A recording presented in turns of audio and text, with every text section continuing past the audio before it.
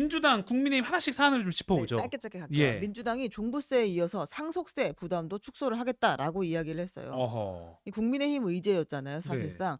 근데 이제 민주당의 고민이 제가 지난번에도 말했다시피 중산층을 어떻게 공략하느냐, 중도층을 어떻게 공략하느냐 대선 프로젝트가 지금 열렸다고 보면 될 것 같습니다.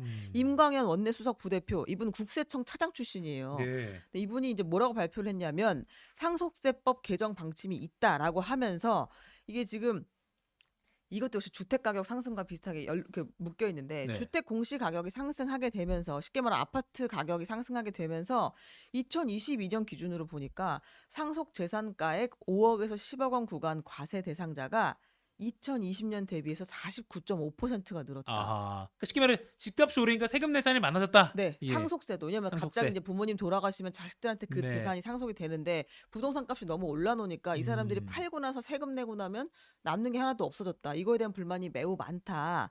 상속세의 결정세액도 이 구간에서 68.8%로 늘어났대요. 그럼 실제로 받는 게 별로 없다라는 거잖아요. 근데 이제 상속세를 내보신 적이 아직 없겠죠. 두 분 다 건강하시고. 잘 계십니다. 네. 저도 상속세에 대해서는 하나도 관심이 없었어요. 예. 진짜로. 0.1도 관심이 없다가 이 얘기가 나와서 봤는데 그 상속세를 일반적으로 내가 10억을 받았다. 5억은 빼줍니다. 세금에서. 5억에 대해서만 이제 세금을 매기는 거예요. 제가 아까 표를 예. 올려달라고 얘기를 보여주세요. 했는데 네.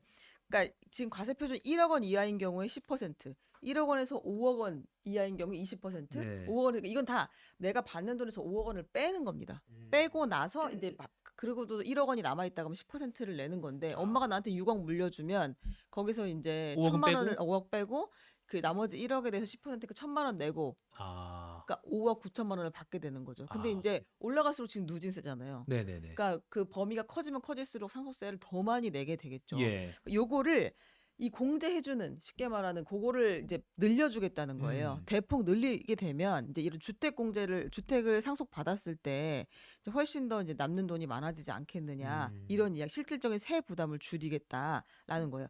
국민의힘에서는 어떻게 얘기를 하냐면 상속세 과세 체계를 유산세에서 유산 취득세로 바꾸는 방안을 검토 중이다라고 얘기하는데 유산세에서 유산 취득세. 심플하게 설명하면 50억 원의 재산을 두 명이 나눕니다. 예. 그러면은 50억 원 전체에 대해서 일단 세금을 저렇게 매겨요. 30억 원 초과는 50%니까. 예. 매겨놓고 나서 그 세금을 둘이 나눠서 또 내야 되는 상황이 되는 네. 거예요. 근데 실제로 내가 둘이 나눠 받으면 자녀가 둘이라고 하면 내가 받는 돈이 25억 원인 거잖아요.